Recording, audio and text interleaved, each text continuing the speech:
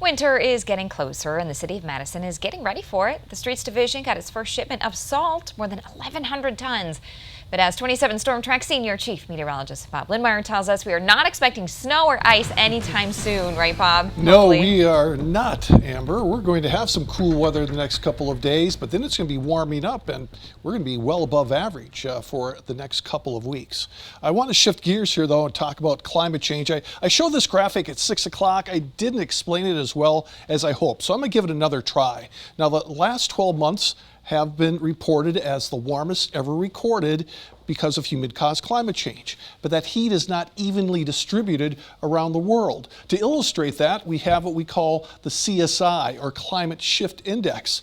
That means the temperature on that day at that location was 3 times more likely because of human-caused climate change. And here's the scale of how many days some locations had a CSI or 3 or higher. And look at where it's concentrated over Central and Northern South America, much of Africa, going into the Mideast, and down into the southeast part of Asia as well. And these, unfortunately, are countries that don't have the wealth to mitigate against climate change. So that just makes the impact even worse. Some further details show that average warming is at 1.3 degrees now. 90% of people experience 10 days of temperatures strongly affected by climate change.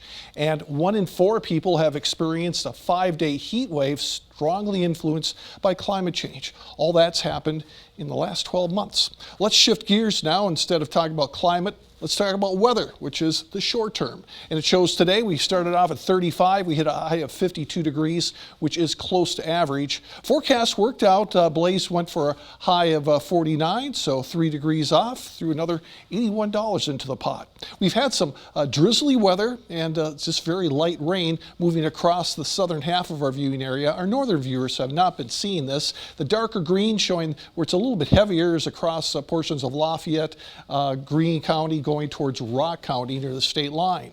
Now, before that moved in, we had a lot of sunshine during the day. High temperatures made it into the low to mid 50s. 51 degrees in Watertown, one of the cooler spots, but it was mild as 54 in Janesville and Prairie du Chien. Across the upper Midwest, it's a little bit of a contrast, but not major. International Falls 34. St. Louis was not that much warmer than Madison at 58 degrees. But we are going to see a change coming our way, and it's all explained in the upper air wind pattern. The upper air winds aloft are right now coming down from Canada, and that's going to give us, over the next few days, cooler than normal temperatures. However, as we go into Tuesday, that shift will occur in the upper air wind pattern. It's going to be more westerly, or what we call zonal, bringing a milder Pacific air mass our way. So this will be the impact. On Friday, we're going to have high temperatures in the 40s, but as we go through that 4-day period, we'll be above 50 degrees by Sunday and well into the 50s, near 60 degrees by Tuesday. Closer look shows that light rain and drizzle across the area quickly moving out. We'll start off with clear skies near 30. We'll turn more partly sunny in the afternoon, just near 40 degrees. We start off in the 20s Saturday morning before reaching into the mid to upper 40s Saturday afternoon. And we will see a slow warming trend into the mid to upper 50s as we go into the latter part of next week. So sprinkles ending, becoming clear, low down to 31. For tomorrow, mostly sunny to partly sunny and chilly with a high of 43. Northwest winds 10 to 15. On Saturday, partly sunny skies, a high of 46, but then we get the high above 50 degrees. And no precipitations in the forecast. The sunglasses will come in handy. Plenty of sunshine, dry conditions through the next 7 days. And temperatures will moderate and be about 10 degrees above normal later next week.